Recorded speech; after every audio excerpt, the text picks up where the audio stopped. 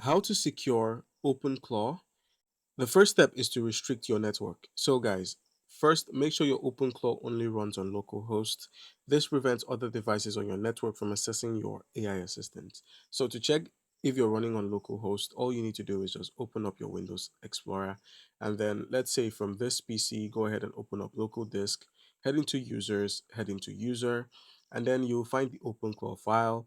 Go ahead and double click this. And then, where we have openclaw.json, go ahead and click on this and then click on notepad and click on just once to simply open it. As you can see, it runs locally. So it ran local, which is good. Now close out of here. Once you have closed out of here, the next step you can do to securing your application or your AI agent is adding authentication. So head back to the browser where your AI agent is being hosted.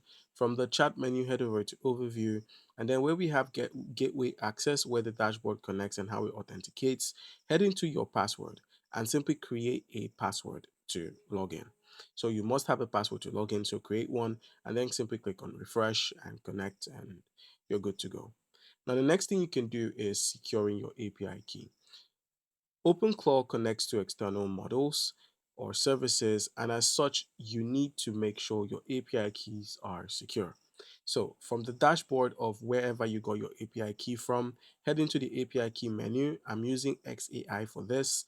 On API keys, go ahead and select the API key you currently use and then restrict access. So, restrict the usage of this API key to specific models or endpoints. Go ahead and turn this on, and then you can now restrict what it does and what it can do, what it can use and what it cannot. All right, close out of here. Now the next thing you can do is keeping everything updated. So in order to keep everything updated, all you need to do is open up your browser and simply search for docs.openclaw.ai.